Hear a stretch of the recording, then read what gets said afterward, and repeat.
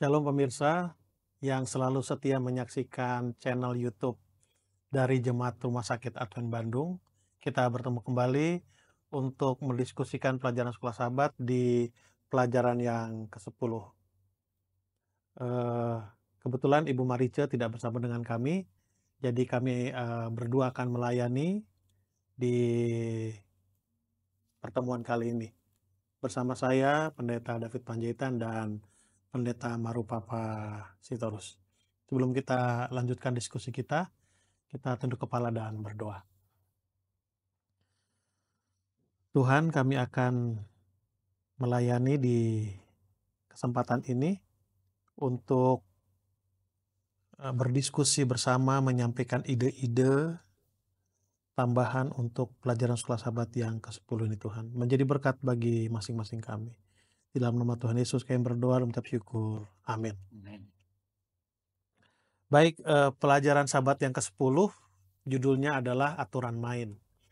Ayat hafalannya diambil dari 1 Yohanes 3 ayat 8. Barang siapa yang tetap berbuat dosa berasal dari iblis.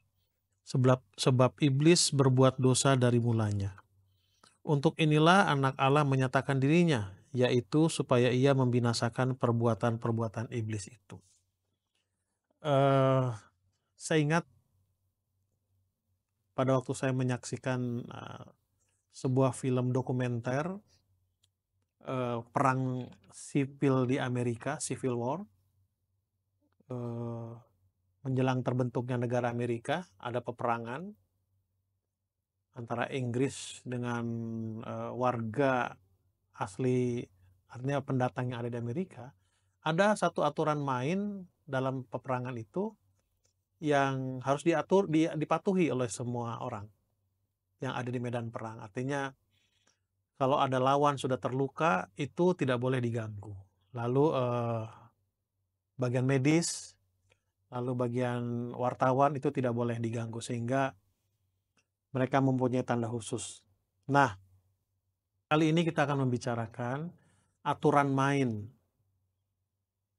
yang harus dipatuhi, atau ada aturan main yang menjadi ukuran di dalam perang kosmik ini. Karena pertentangan kosmik ini seperti yang kita bicarakan pertemuan yang lalu, bahwa pertentangan antara gelap dan terang, peperangan antara kebenaran dan juga kebohongan. Baik, pemirsa sekalian, kali ini kami berikan kesempatan kepada Pendeta Marupapa untuk menyampaikan konklusi ataupun pandangan-pandangannya untuk pelajaran hari Sabat petang, hari Minggu dan Senin, kalau saya tidak salah menyebutkan. Silakan. Baik, sebagaimana pelajaran kita ini di dalam ayat hafalannya diambil dari 1 Yohanes 3:8, barang siapa yang tetap berbuat dosa berasal dari iblis, sebab iblis berbuat dosa dari mulanya. Sebab inilah anak Allah menyatakan dirinya, yaitu supaya ia membinasakan perbuatan-perbuatan iblis. Ada beberapa poin penting dari ayat hafalan ini menekankan kepada kita bahwa sejak mulanya, asal mulanya, dosa itu bermula dari iblis, karena iblis adalah sumber dari bapa penipu, sang penipu. Kita telah baca dari sabar lalu bahwa ini dimulai dari ingin menyamai start dengan Allah, ya, mengambil penyembahan yang harusnya kepada Allah dan sifat ingin menjadi disembah. Pelajaran kita memperlihatkan di dalam cerita antara Nabi Elia dengan Raja Ahab, ya, yang memerintahkan kepada raja nabi-nabi Baal saat itu, ya, bagaimana ketika penyimpangan bangsa Israel yang disebabkan oleh raja yang menyembah berhala, lalu Tuhan ingin memanggil mereka dengan memperlihatkan Allah yang sesungguhnya harus disembah, ya. Di sana ada cerita yang menarik untuk terpelajari, dan akhirnya melalui korban lembu jantan yang dipersiapkan, ya, dengan instruksi yang dilakukan oleh Nabi Elia, sehingga api menyambar ke korban, itu menandakan bahwa Allah merespon, dan itulah Allah yang benar. Sementara uh, nabi ya, nabi Baal ya, nabi palsu ya, dewa-dewa yang mereka sembah itu tidak merespon. Nah, ini yang sedang diperlihatkan kepada kita bahwa di dunia ini sedang terjadi dua kuasa yang berlawanan ya, yang sedang berperang. Mulanya sebenarnya hanya satu, yaitu kuasa di surga dari Allah. Lalu Lucifer ya mencoba untuk mengambil kekuasaan Allah. Ya, kita tahu ceritanya, dia dilemparkan ke bumi. Ya, setelah dia seorang diri dia melawan Allah tetapi tidak sanggup, dia memfitnah, memberikan tuduhan kepada Allah ya, dia sampaikan kepada malaikat-malaikat sehingga sepertiga malaikat mengikut Lucifer. Jadi ini Lucifer memiliki kuasa, dan dia ke bumi juga dia melanjutkan kuasa. Jadi ada dua kuasa yang sedang bertentangan. Nah, pelajaran kita tentang aturan main ini menyeratkan tentang ada hal-hal yang penting untuk terpelajari ya. Kalau kita menemukan definisi kata aturan, itu sebenarnya itu adalah peraturan. Nah, peraturan itu dibuat ya, peraturan itu dibuat sebenarnya tujuannya adalah agar terjadi atau berlangsung secara teratur ya. Misalkan saja tadi peperangan ataupun dalam sebuah pertandingan ataupun atlet, ada aturan dibuat. Nah, aturan itu tujuannya supaya sportif ya, adil, dan juga tidak ada kecurangan. Nah, di dalam peperangan kekuasaan antara Allah dan Lucifer ya, ada aturan yang dibuat. Nah, apa aturan-aturan yang dibuat ya? Nah, aturan ini bisa kita lihat dalam kisah cerita Ayub ya, waktu iblis Lucifer sedang berjalan-jalan ya, lalu Allah memperhatikan, lalu Allah mengatakan, apa ya, dari mana saja engkau berada, dan apa yang kau lakukan, dan dikatakan, aku sedang memperhatikan hambamu Ayub. Lalu Allah mengizinkan, memberikan kuasa di sana kepada Lucifer untuk mencobai si Ayub. Jadi kuasa yang dimiliki oleh Lucifer adalah kuasa yang setengah ya, bukan kuasa yang legal ya. Sementara kuasa dari Allah adalah kuasa yang sah, yang sepenuhnya. Nah, di saat Allah memberikan kuasa kepada Lucifer, di sana ada aturan yang Tuhan sampaikan, jangan mengambil nyawa Ayub. Ini aturannya. Iblis diperbolehkan untuk mencobai, tapi jangan ambil nyawa. Hanya satu yang Tuhan tidak izinkan itu dilakukan oleh Lucifer. Nah, di saat yang sama, ketika Lucifer diizinkan untuk mencobai Ayub, maka Allah juga harus memiliki aturan, yaitu Allah tidak membatasi ya kuasa-kuasa yang dilakukan oleh Lucifer ketika dia diberikan kuasa. Ya, supaya apa? Supaya adil. Nah, di sini kita melihat ya, pelajaran melihat bahwa apa yang dituduhkan oleh Lucifer kepada Ayub ya masih sama, yaitu terkait tentang ya perintah Allah, hukum Allah yang tidak dapat diikuti ya, dilakukan oleh manusia. Nah, ketidakpuasan Lucifer yang bermula di surga, dan itulah yang dia sampaikan kepada Ayub ya, dan manusia pada saat ini, supaya yang melawan akan perintah-perintah Allah.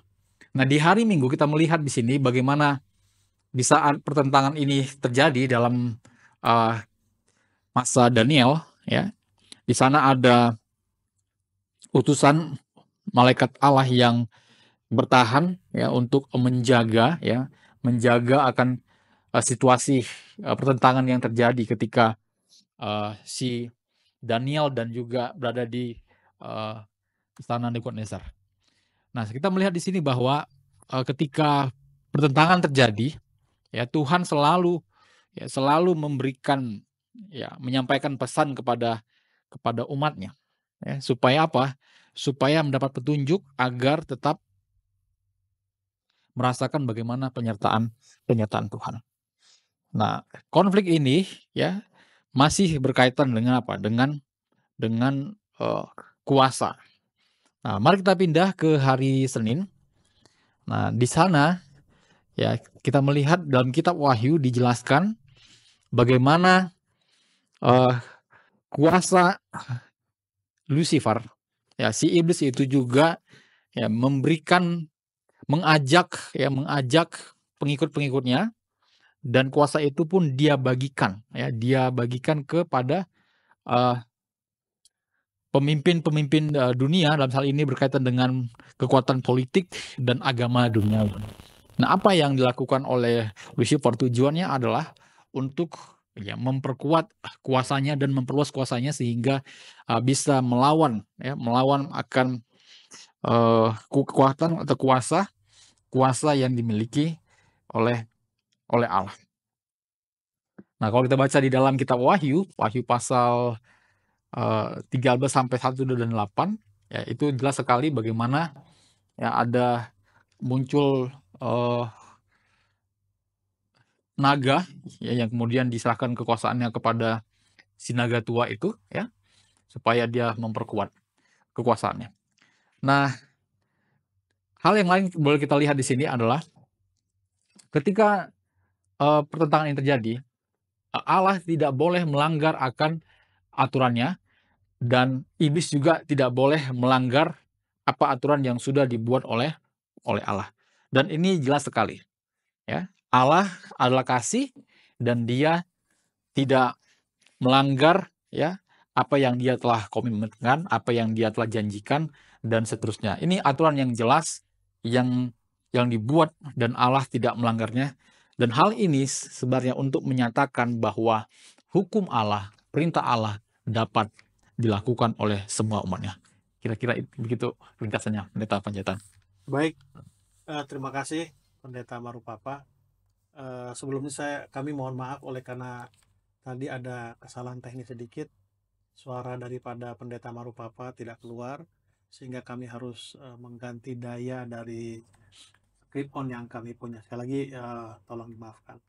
Dan kami berharap keterangan yang sudah disampaikan oleh Pendeta Marupapa bisa kita tangkap dan kita bisa mengerti. Baik, berbicara masalah aturan main, dalam setiap permainan itu ada aturannya.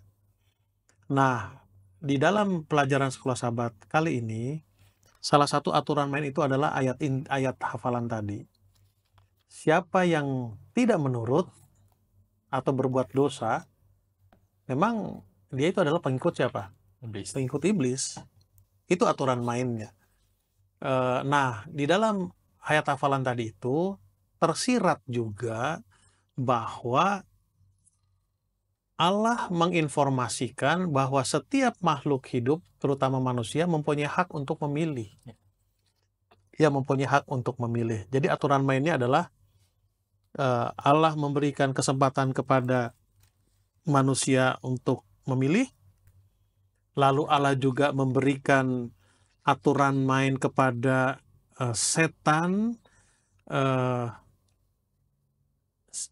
memilih siapa menjadi agennya, lalu berapa lama setan itu akan berkuasa.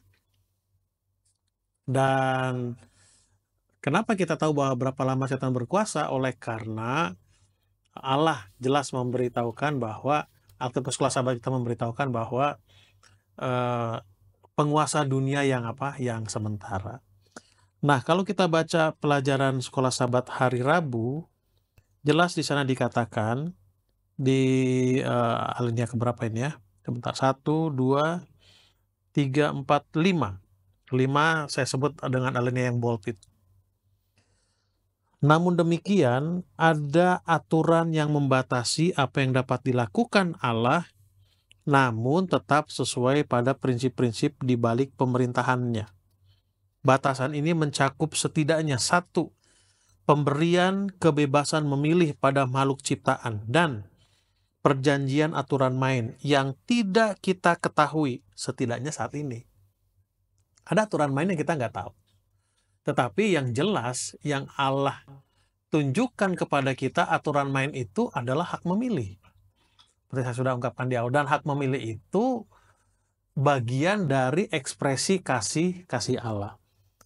Kembali saya menggunakan metode guru, Pendeta Marupapa dan juga pemirsa.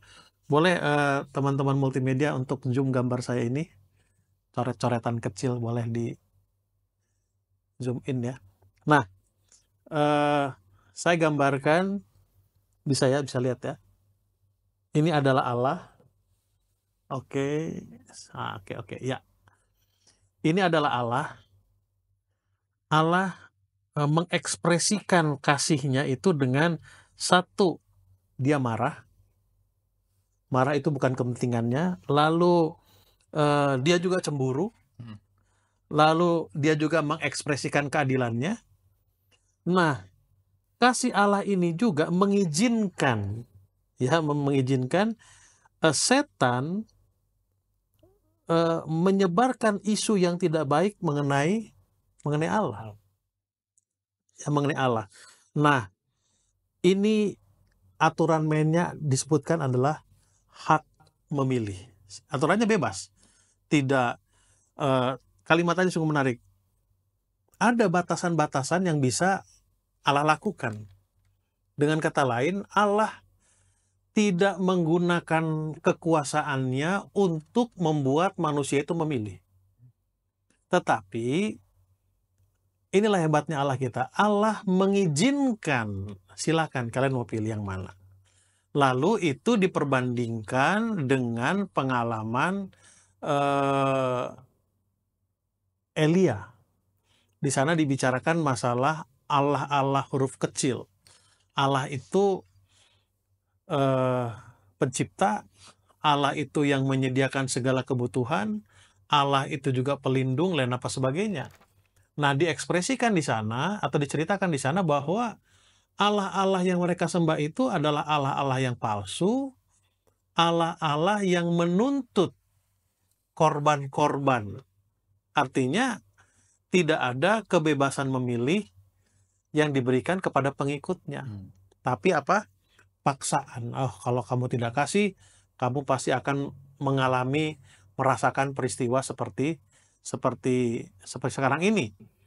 Lalu Allah juga mengekspresikan hak memilih itu kepada Ayub.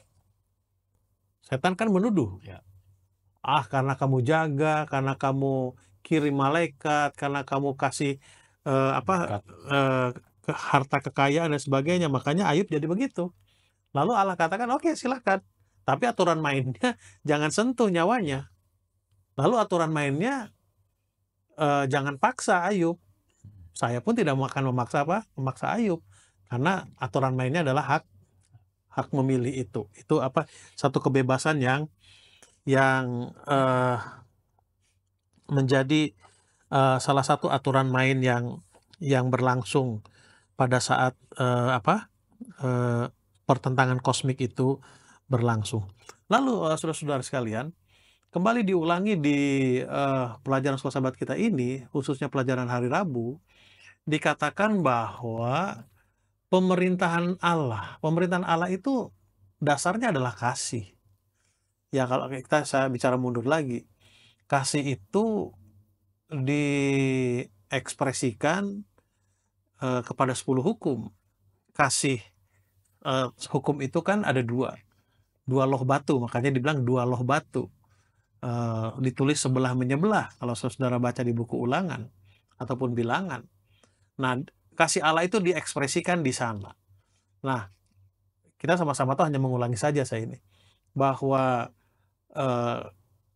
satu hukum ditulis sebelah menyebelah, 1-4 itu bagaimana ekspresi mengasihi Allah, lalu 5-6 itu bagaimana mengekspresikan kasih kita kepada sesama manusia. Kenapa?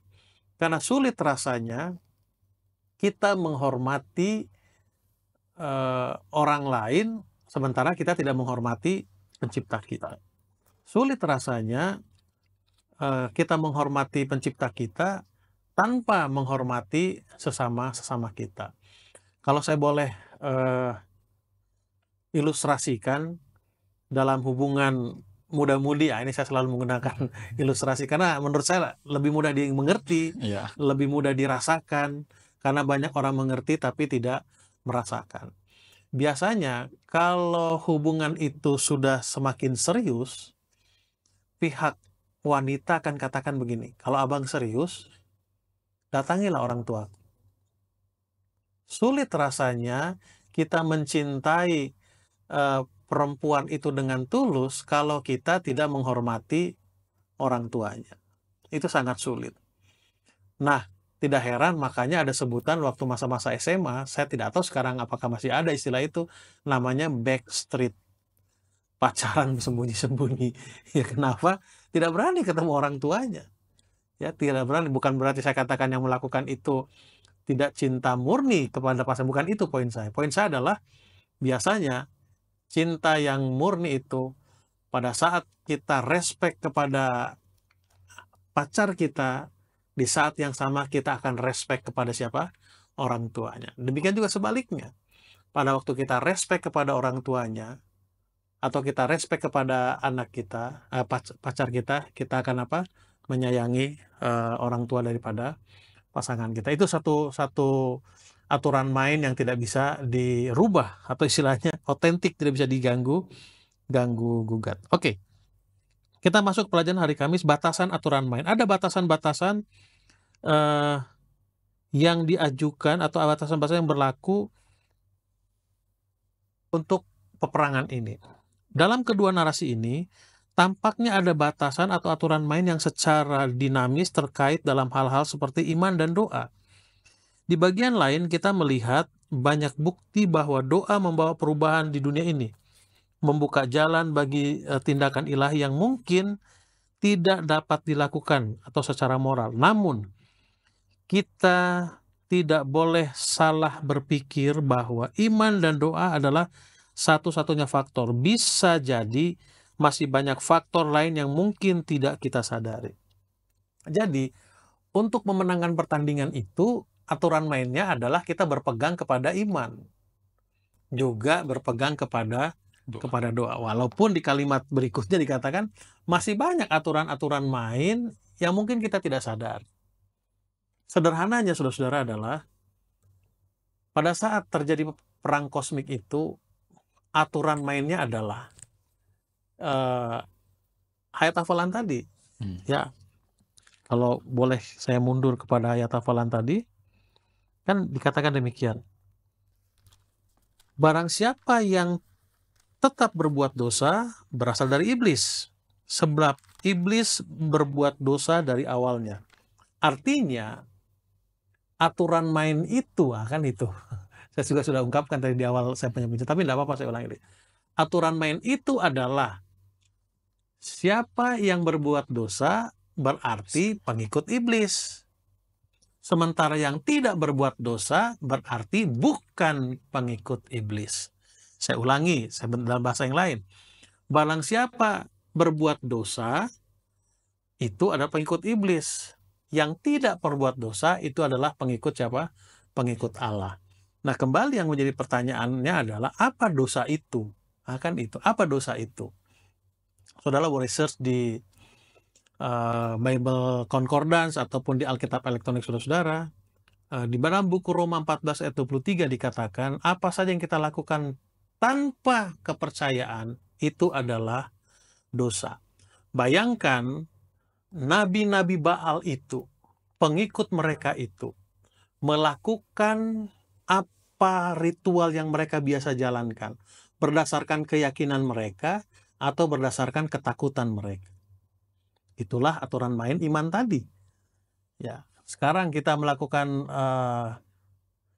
ritual-ritual di gereja kita, liturgi. Saya bilanglah liturgi.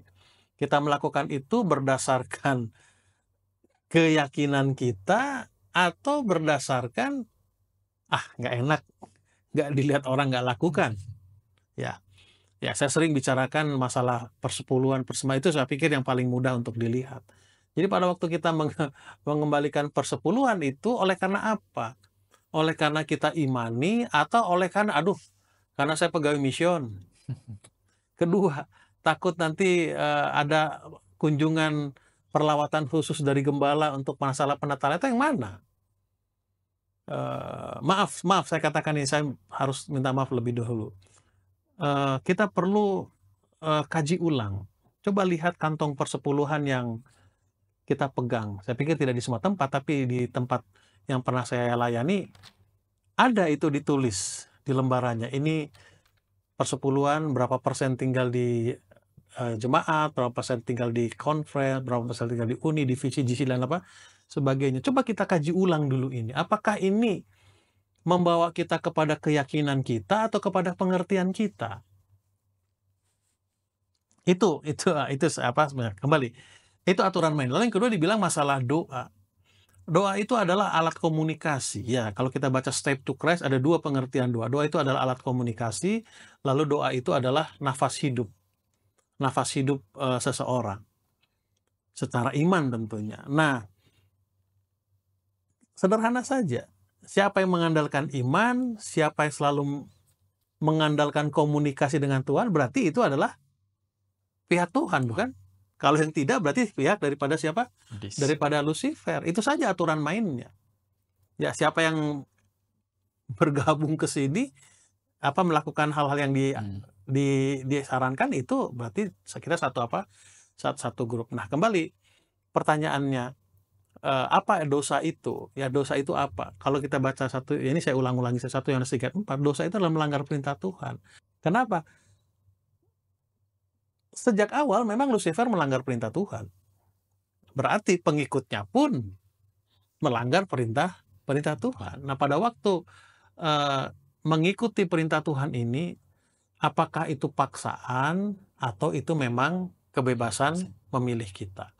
Itu menjadi hal yang yang sangat penting menurut saya. Kenapa? Karena di pelajaran hari Rabu itu dimunculkan. Aturan main itu adalah salah satunya hak memilih. Ya. Kan itu dimunculkan. Lalu yang kedua, aturan-aturan main yang kita tidak bisa mungkin sekarang kita tidak tahu, tapi nanti sekali waktu akan tahu. Lalu aturan main yang berikut yang penting di pelajaran hari Kamis dimunculkan itu tentang iman dan juga doa. Bahkan dikatakan ada aturan-aturan main yang kita tidak sadari, tapi itu berlangsung ya, mempengaruhi kita punya kita punya pilihan untuk masa depan. Baik, ada tambahan lagi dari Pendeta Marupapa? Pelajaran sepanjang minggu ini menolong kita untuk semakin memahami tentang bagaimana pertentangan besar itu terjadi, sehingga kita was-was atau waspada terhadap godaan ataupun fitnahan ataupun bujukan dari setan supaya kita tidak melanggar ataupun berbuat dosa, ya. Nah, apa yang menarik yang perlu kita ingat baik-baik adalah sementara peperangan antara dua kuasa ini sedang terjadi, kita tidak bisa melawan kuasa Lucifer hanya dengan mengandalkan kekuatan kita saja. Nah, kalau kita lihat dalam cerita waktu Yesus dicobai oleh setan, cobaan pertama setan menawarkan tentang kekuasaan, ya, apa yang ada di dunia ini, dan percobaan kedua dia mencobai akan Allah dan sebagainya, sampai yang ketiga dia bisa kalahkan percobaan ini karena Yesus menggunakan kuasa yang bergantung kepada Bapanya di surga. Nah, kita dapat melewati ya godaan dari Lucifer kalau kita punya iman, ya, beriman kepada Allah. Iman kepada Allah itu berarti menuruti, ya, mengimani apa yang Tuhan janjikan, ya, sekalipun dunia ini penuh dengan kejahatan, penderitaan dan sebagainya, tetapi kemuliaan Allah ya lebih besar daripada penderitaan yang kita alami, dan kemudian Allah akan dapat mengalahkan pencobaan penderitaan, ya, sampai nanti di masa penghakiman ketika Tuhan datang dan kita akan mendapatkan upah. Nah, untuk bertahan pada akhir dari iman kita ini, kita perlu untuk berdoa, ya. Itu sebabnya berdoa adalah suatu meminta kekuasaan dari Tuhan di dalam, ya, menjalani kehidupan ini supaya kita tidak jatuh dalam pencobaan dan kita jatuh dari dari dosa yang bisa terjadi kapan saja dan di mana saja. Kira-kira itu, Pendeta. Oke, pemirsa, waktu juga yang membatasi kita. Sebelum kita berpisah, mungkin saya akan memberikan kalimat terakhir dari pertemuan kita ini, bahwa aturan main itu adalah antara menurut dan melawan. Bagi pihak Allah, dia akan menurut, dan bagi pihak Lucifer atau setan, dia akan apa? Melawan, memberontak. Dengan istilah adalah dosa. Nah, ada hak memilih bagi kita. Kita mau mengikuti apa yang Allah kita inginkan, atau kita memilih untuk percaya kepada kabar bohong yang disampaikan oleh setan itu sendiri. Demikian acara kita, dan sebelum kita berpisah, saya mengundang kembali kepada saudara-saudara untuk membagikannya, channel kita, subscribe-nya, dan juga memberikan tanda like, agar channel YouTube Jemaat Rumah Sakit Advent Bandung ini bisa semakin baik dari hari ke harinya, menjadi berkat bagi kita semua. Tetap semangat, kita bertemu di acara berikutnya.